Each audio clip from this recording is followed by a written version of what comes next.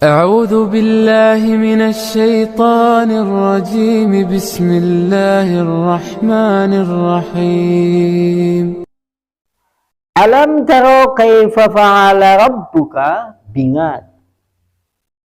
Alam apakah? Taro kamu pernah melihat kaifa bagaimana fa'ala dia telah berbuat siapa rabbuka Tuhanmu bingat itu dengan kaum Ad. Di kaum yang cukup populer di dalam Al-Quran. Apakah kamu pernah melihat bagaimana Allah Subhanahu wa Ta'ala Tuhanmu itu berbuat kepada kaum Ad? Wahaulai, maka yang disebut dengan kaum Ad, mereka itu adalah kanu mutamarridina. Mereka adalah kaum yang membangkang. Kaum Ad adalah salah satu contoh kaum yang membangkang. Kemudian juga jabarina, orang yang sewenang-wenang, kaum yang sewenang-wenang. Harizina an taati, orang yang durhaka dari ketaatan kepada Allah Subhanahu wa Ta'ala dan senantiasa mendustakan Rasulnya. Jahidina, dan mereka juga sekaligus orang yang mengingkari kepada petunjuk kitabullah. Fadzakarallahu Ta'ala, maka Allah Subhanahu wa Ta'ala menyebutkan di dalam ayat tadi. Sampean nek maca ayat ini tujuannya langsung menkelingan bagaimana dan siapa mereka yang dimaksud di dalam ayat ini, yaitu kaum Ad. Apakah engkau pernah memperhatikan? Bukankah kamu pernah melihat bagaimana Allah Subhanahu wa Ta'ala memberi pelajaran kepada kaum Ad? Apa yang diperbuat oleh Allah kepada kaum Ad? Tujuannya begitu dek maca ini direk kondeleng sejarah. Siapa mereka kaum Ad? Nanti kita dilihat penjelasannya. Kemudian berikutnya, bagaimana Allah Subhanahu wa Ta'ala membinasakan mereka? Nah, Al-Quran kan Allah membinasakan kaum Ad. Allah Subhanahu wa Ta'ala juga menghancurkan mereka. Allah Subhanahu wa Ta'ala menjadikan mereka pelajaran-pelajaran dan kisah-kisah yang disebutkan di dalam Al-Quran. Tujuannya adalah agar kita mengambil pelajaran dari yang demikian itu. Jenengane kaum Ad adalah menggu pelajaran dewek, agar kita mengambil pelajaran kepada kaum Ad. Kalau kita lihat sejarah, sing jenengane kaum Ad itu merupakan kaum Nabi Hud alaihissalam.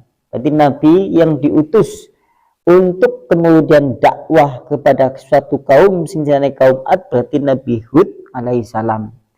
Nah, Hud itu sendiri itu kalau seandainya kemudian kita tarik dan jenengan merujuk kepada kitab, contohnya kitab Bidayah wan Nihayah yang ditulis oleh Ibnu Katsir juga, di sana disebutkan sing jenengane Hud bin Salah,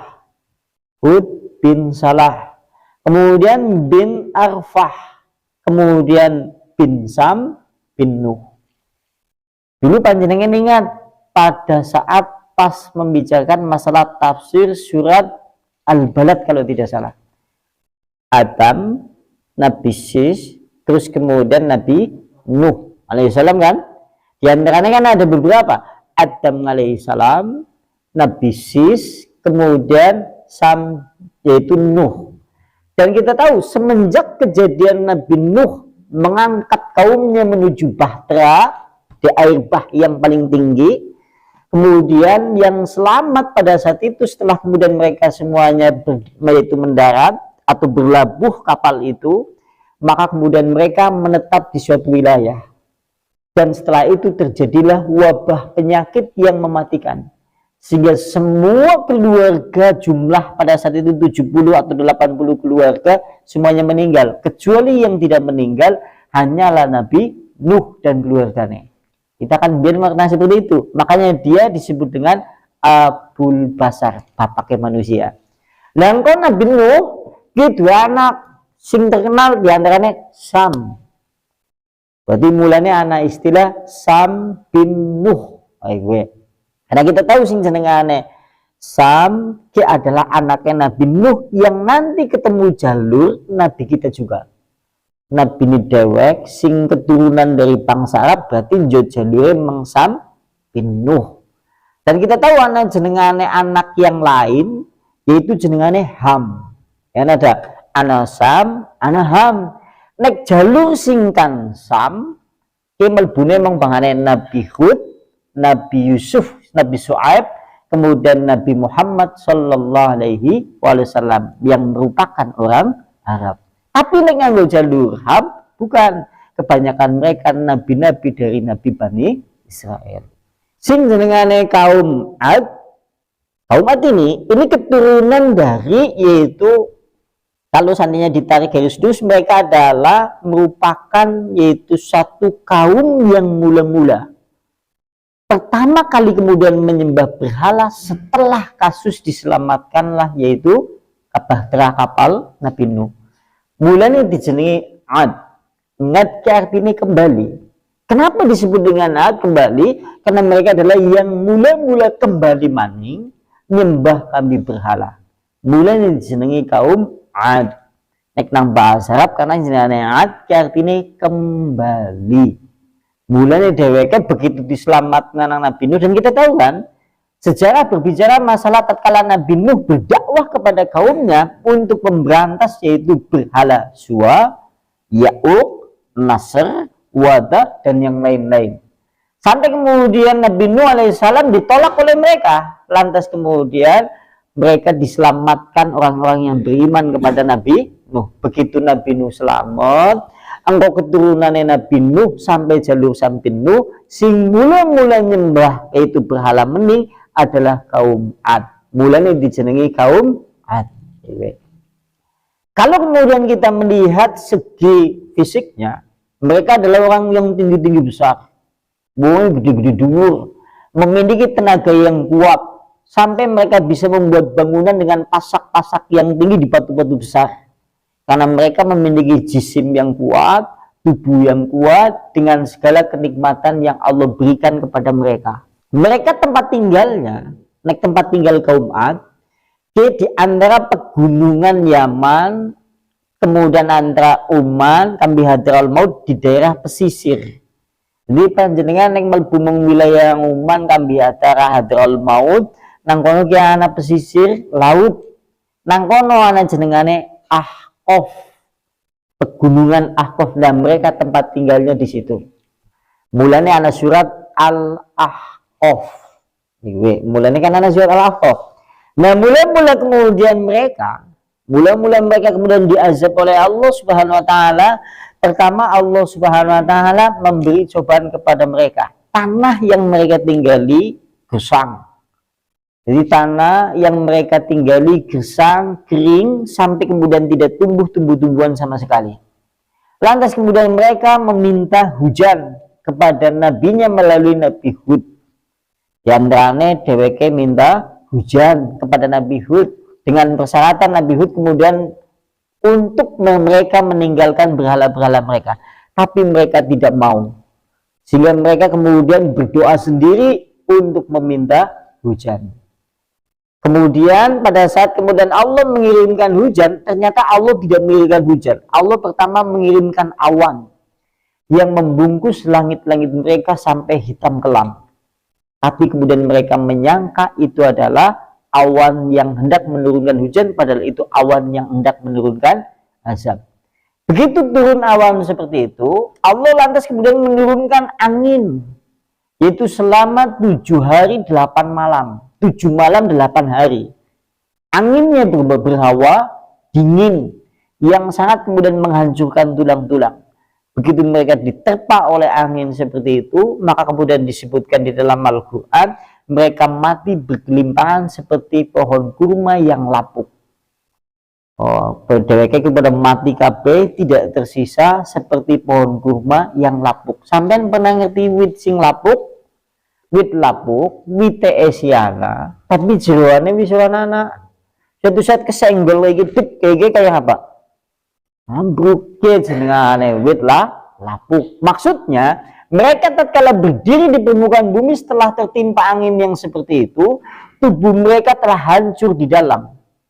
Kemudian mereka mati berkelimpangan, hancur lebur, tidak tersisa sama sekali. Panjenengan kalau seandainya ingin merujuk kepada kisah seperti itu banyak disebutkan di dalam Al-Quran. Misalnya contoh surat Al-Ahqaf, panjenengan silahkan lihat.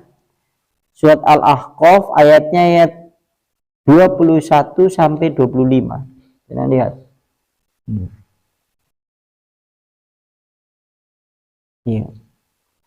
Allah Subhanahu wa taala di sana berfirman, Allah Subhanahu wa taala berfirman, "Wa dzkur akha Nazim id nazara qaumahu bil ahqaf wa qad khalat an-nuzur min baini yadayhi wa min khalfihi illa ta'budu illallah inni akhafu alaikum adzab yaumin azim." Surat Al-Ahqaf ayat 21, di sana Allah Subhanahu wa taala berfirman, "Ingatlah saudaramu, yaitu saudara yang diutus kepada kaum Ad, maksudnya adalah Nabi Hud. Itu tatkala dia memberi peringatan kepada kaumnya, yaitu kaum Ad yang hidup di pegunungan Ahqaf. Yaitu agar mereka, padahal telah datang kepada mereka yaitu peringatan-peringatan dari sebelumnya dan sesudahnya. Yaitu semua utusan-utusan yang diutus oleh Allah semuanya sama risalahnya. Allah ta'budu illallah. Janganlah kalian menyembah kecuali hanya kepada Allah. Artinya semua risalah Islam yang dibawa oleh nabi-nabi dulu sampai zaman Rasulullah SAW sama risalahnya, yaitu risalah tauhid, supaya menyembah kepada Allah saja, meninggalkan segala kesyirikan. Lantas kemudian, sungguhnya aku yaitu Nabi Hud takut atas kalian apabila kalian kemudian ditimpa azab yang sangat besar. Surat Al-Ahqaf ayat 21. Kemudian ayat 22-nya, kalau mereka berkata, terus begitu Nabi Hud ngomong mengkaumi, sampean aja pada nyembah kepada selain Allah, tinggalkan berhala-berhala. Kalau seandainya sampean masih berbuat seperti ini, aku takut anda semuanya itu akan ditimpa azab oleh Allah Subhanahu wa taala. Dijawab nang Nabi, nang kaumnya Nabi Hud, yaitu kaum Ad. Dijawab dia bandingkan nang Al-Qur'an, yaitu surat Al-Ahqaf ayatnya ayat 22. Di sana kemudian mereka berkata, "Ajitana lita'fikana ngan alihatina fa'atina bima ta'iduna in kunta minas shadiqin." Mereka berkata, "Wahai Nabi Hud, wahai Hud, apakah kamu mendatangkan kepada kami apakah yang telah engkau bawa untuk menuju kami, yaitu agar kami meninggalkan berhala-berhala kami? Seandainya kemudian engkau benar wahai Hud, datangkanlah azab dari Allah kepada kami." Ditantang malah nang kaum mengat. Wis sampean iki bae, nek memang azab Allah ke anak, datangkan azab Allah ini ke sini. Iku maksudnya iku. Datangkan azab Allah Subhanahu wa taala kemari jika kemudian engkau Hud adalah orang yang benar. Jadi diperingati seperti itu malah nantang. Lantas kemudian diabadikan di dalam Al-Quran ayat selanjutnya, yaitu surat Al-Ahqaf ayat 24. "Walamma ra'ahu gharidha." Maka tatkala mereka kaum Ad melihat awan. Lantas setelah kejadian itu selang beberapa hari, mereka kaum Ad deleng awan. Awan itu gharidha. Gharidha adalah bila audiyatihim, yang bergerak menuju ke lembah-lembah sampai kemudian menutup langit-langit cerah mereka. Jadi menurut riwayat, awan itu bergerak sampai kemudian menutupi lembah-lembah sehingga mereka menyangka itu sebentar lagi hujan, karena pada saat itu mereka sebetulnya sedang menunggu-nunggu supaya hujan turun. Tapi kemudian Allah dikirimnya awan seperti itu. Coba bayangkan naik dewek hidup di zaman itu, kira-kira menu Hud apa menu kaum ya? Karena kita kan seringnya berpikir itu dengan logika. Berpikirnya logika, kami berpikir mayoritas umat pada zaman dulu kaum Ad semuanya ingkar. Hanya beberapa saja yang mengikuti Nabi Hud. Artinya akeh sing tidak percaya kepada Hud. Nah, lantas begitu bergerak menuju lembah-lembah, mereka bersukacita sambil berkata, "Hada ngaridun mumtiruna." Ini baru awan yang mengandung hujan, yang nanti kemudian Allah turunkan untuk kami. Jadi mereka menyangka oh kiye nembe dalam meninggal udan, sehingga mereka bersukaria, bercitaria, sampai-sampai kemudian mereka mendiami bahagia karena menyangka langit hendak menurunkan hujan karena telah mendung, awan telah menutup ke lembah. Oh dheweke nyangkane dalam meninggal udan. Tapi kemudian diabadikan di dalam Al-Quran, nang Nabi Hud diomongi, bal huwa ma istajaltu bihi. Jangan kemudian engkau anggap itu adalah awan yang mengandung hujan. Bahkan itu adalah azab Allah yang kalian minta segerakan. Nang Nabi Hud diomongi, sampai aja nyangka gue udan, gue adalah azab Allah yang hendak Allah turunkan, yang minta kemudian engkau segerakan untuk turun. Tapi tetap saja mereka kemudian tidak percaya. Wujud kemudian yaitu azabnya adalah rihun, awan itu lantas kemudian menggerakkan angin. Maka di dalam angin tersebut terdapat azab yang keras. Oh, ditimpa kami angin. Lantas kemudian untuk terperincinya sampai berapa hari kemudian angin itu berlangsung dan bagaimana sifat anginnya, jenengan merujuk kepada surat Al-Haqqah ayat 6 sampai ayat 8. Dengan lihat surat yaitu Al-Haqqah ayat 6 ayat 8 untuk menggambarkan bagaimana Allah mengirimkan anginnya. Di sana Allah Subhanahu wa taala berfirman, "Wa amma 'adun, maka adapun kaum 'Ad, wa uhliku, mereka dihancurkan, dibinasakan, disamaratakan dengan tanah. Berihin itu dengan angin, sorsorin itu sorsor." Kalimatnya angin sorsorin. Sing jenengan angin sorsorin adalah angin yang apabila berhembus bisa mengulit di tubuh manusia karena saking dinginnya.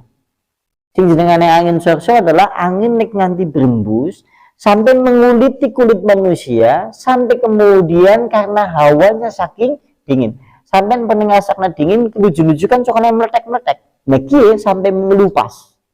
Ki jenengane angin sorsor. Nah, berarti sifat anginnya seperti itu. Di mana angin itu senantiasa bergerak terus-menerus. Anginnya berhembus terus. Anginnya sifatnya seperti itu. Kami tidak bisa membayangkan bagaimana azab itu mengerikan. Lantas, sahalah Allah menundukkan angin itu, lantas menimpakan angin itu alaihim atas mereka itu kaum 'Ad, yaitu sabangal layalin sebanyak 7 malam.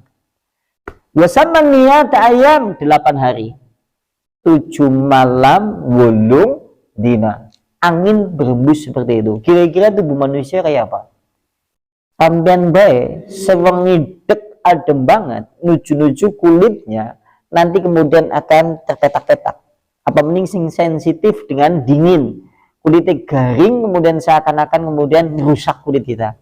Apa mending ini anginnya cukup dingin sampai kemudian menjadikan tulang belulang seakan-akan dihancurkan di dalam. Bulannya yang kuana istilah itu seperti kurma-kurma yang lapuk.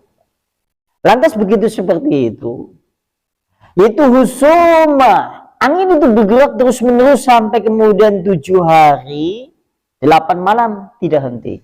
Maksud dari kalimat 7 hari 8 malam yaitu 7 malam 8 hari, maksudnya adalah orang menanam mandeke.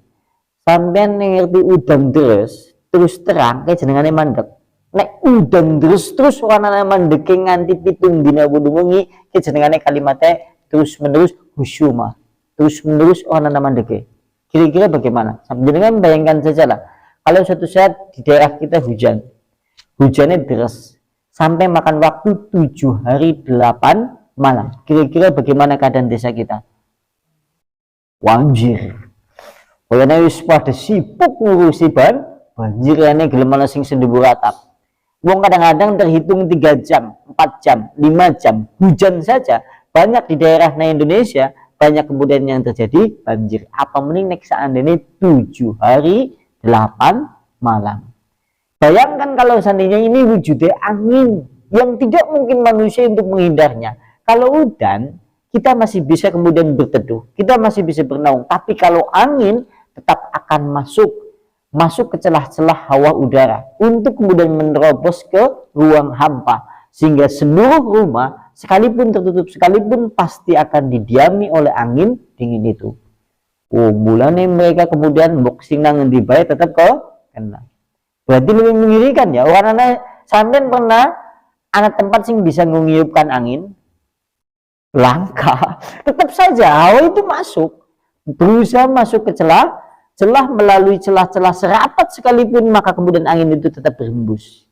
Itu seperti itu. Mulanya tidak ada yang bisa menghindarkan dari azab yang seperti ini. Lantas kemudian fatarol kauman, lantas kemudian kau melihat kaum itu yaitu kaum Ad. Fiha di dalam kampung-kampung mereka. Senengannya kalimatnya songa. Songa adalah mati bergelimpangan.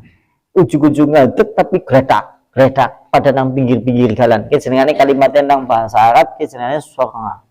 Mati bergelimpangan di pinggir jalan tanpa ada yang bisa mengurusnya, karena semuanya mengalami seperti itu. Nang bahasa Arab jenengane sorma, mati bergelimpangan di pinggir jalan. Lantas kemudian berikutnya ka'annahum, maka seakan-akan mereka itu ajasun, yaitu batang nahlin kurma, khawiyah, kopong, lapuk atau tidak berisi di dalamnya, sehingga mereka tumbang sebagaimana pohon kurma yang tidak ada isinya atau yang lapuk. Dan kemudian fahal tarallahum min baqiyah, dan engkau tidak akan pernah melihat sisa-sisa dari mereka kecuali bangunan rumah-rumah mereka yang tersisa. Ini semuanya ditulis di dalam Al-Quran. Tujuannya kita mengambil pelajaran, jangan sampai mengikuti langkah-langkah seperti kaum Ad, kaum yang dimusnahkan di zaman dulu. Makanya Allah Subhanahu wa taala berfirman, alam taro kaifa fa'ala rabbuka bi'ad. Tidakkah kamu melihat bagaimana Tuhanmu berbuat kepada kaum Ad? Oh, kaum Ad berarti diazabnya seperti itu.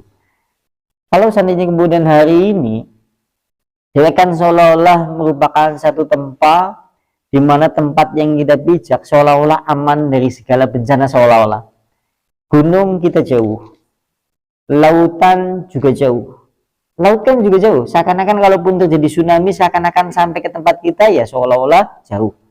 Gunung pun kita juga jauh, artinya kita memiliki letak strategis tempat hidup kiman dan jauh dari segala musibah. Tapi ingat, sing jenengane musibah itu berasal dari langit, berasal dari bumi. Allah kalau seandainya menghendaki segala sesuatunya hendak mengazab manusia, angin saja sudah mencukupi. Jadi bukan berarti dereke jauh dari ancaman Allah Subhanahu wa taala. Bukankah kita sering menyaksikan hari ini beberapa kejadian di mana Allah Subhanahu wa taala membalikan bumi yang kita pijak, yang di atas di bawah, yang di bawah di atas. Semuanya itu tujuannya adalah untuk kita semuanya mengambil pelajaran dari semuanya itu. Mulanya nang Al-Quran diomongna nang surat Al-A'raf ayatnya 96. Walau amanu wa taqau. Kalau seandainya penduduk negeri beriman dan bertakwa kepada Allah, maka sungguhlah fatahna alaihim, kami Allah akan membuka pintu-pintu keberkahan dari langit dan di bumi. Tapi kalau seandainya mereka berdusta, mereka ingkar, mereka berbuat maksiat kepada Allah, mereka banyak berbuat ingkar, kami azab, yaitu oleh Allah Subhanahu wa taala kami siksa mereka, sekalipun mereka dalam keadaan tidur pulas, sekalipun mereka dalam keadaan bermain-main di waktu siang, sekalipun mereka sedang bermain-main di waktu duha. Disebut dalam Al-Quran demikian. Kembali ke sini. Nah, itu secara singkat yaitu kaum Ad. Jadi kan bisa merujuk kepada kitab yaitu Bidayah wa Nihayah. Dan berikutnya, alam tara kaifa fa'ala rabbuka bi'ad irama dzatil imad. Apakah kamu pernah melihat bagaimana Tuhanmu telah berbuat kepada kaum Ad? Iram yaitu penduduk Iram yang memiliki tiang-tiang atau pasak-pasak. Wahaulai, mereka itu yang dimaksud adalah kaum Ad yang awal. Sing disebut nang Al-Quran ini adalah kaum Ad generasi awal. Itu generasi sing disiksa mau, sing diazab mau. Wahum, dan mereka adalah auladun, anak-anak. Mereka anak keturunan dari Ad bin Iram bin Aus bin Sam bin Nuh berarti masih jalure masuk ke dalam Sam bin Nuh. Mulanya mereka adalah termasuk bangsa Arab karena hidupnya di wilayah Ahqaf, pegunungan itu Uman kambi hadarul maut, melbune meng wilayah jazirah Arab zaman dulu. Sigi wis dadi negara lain. Artinya mereka termasuk wilayah Arab. Termasuk daerah wilayah Arab. Bulan berikutnya Qalahu Ibnu Ishaq, sebagaimana itu disebutkan oleh Ibnu Ishaq. Oke, kalau menurut Ibnu Ishaq, mereka berarti anak keturunan dari Ad bin Iram bin Aus bin Sam bin Nuh. Ini menurut Abu Ishaq. Menurut Ibnu Ishaq. Kemudian berikutnya, wa hum alladzina ba'asallahu fihim rasulan huda. Ini tidak ada perbedaan. Di mana Allah Subhanahu wa taala mengutus kepada mereka kaum Hud, yaitu Nabi Hud kepada mereka. Alaihi salam, mudah-mudahan Allah memberi keselamatan kepada beliau, yaitu Nabi Hud. Fakat dabuhu, akan tetapi kemudian mereka mendustakannya, mereka menyelisihinya. Lantas Allah Subhanahu wa taala menyelamatkan Nabi Hud dan orang-orang yang bersama Nabi Hud atau orang yang beriman kepada Nabi Hud, dan Allah menghancurkan mereka dengan angin yang sangat-sangat dingin. Sehingga diabadikan di dalam surat yaitu surat Al-Haqqah ayatnya ayat 6 sampai ayat 8 seperti tadi. Wis diomongna nanggon tadi. Berarti diabadikna diantaranya nang surat yaitu Al-Haqqah ayat 8 sampai ayat 7 sampai ayat 8. Nanti panjenengan lihat, yaitu membicarakan masalah azabnya tadi. Allah mengirimkan angin yang sifatnya dingin sampai makan waktu 7 malam 8 hari sampai mereka mati bergelimpahan seperti kurma, yaitu batang kurma yang lapuk. Itu seperti itu. Oh, saya temenin. Sampai kayak nulis ngantuk terus mendelik-mendelik kabeh. Dan berikutnya, waqad dzakarallahu qissatahum fil Qur'an. Allah Subhanahu wa taala menyebutkan kisah-kisah mereka di dalam Al-Qur'an bukan hanya satu tempat. Tujuannya adalah untuk menjadi pelajaran bagi orang yang beriman tentang kejadian yang menimpa kepada mereka. Sampai yang dalam merujuk Al-Qur'an yang menyebutkan kisah kaum Ad bersama Nabi Hud dengan segala siksa yang ditimpakan kepada mereka ada di beberapa tempat di dalam Al-Qur'an. Di antaranya tadi surat Al-Ahqaf ayat 21 sampai 25, surat Al-Haqqah ayat 7 sampai ayat 6 sampai ayat 8 dan yang lain-lain. Dan juga di dalam surat Hud kalau panjenengan ingin merujuk kisah-kisah mereka. Di antaranya sampai itu. Berarti ngesuk sampai pada kalimat dadil ngimat. Panjenengan wis ngantuk ya. Mungkin ada yang mau ditanyakan, tafadhol silakan.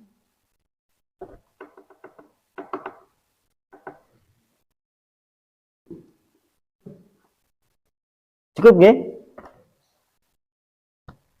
Nakhtimu bihadza majlis ta'lim wa bidawati Rasulillah subhanakallahumma bihamdika asyhadu an la ilaha illa anta astaghfiruka wa atubu ilaik.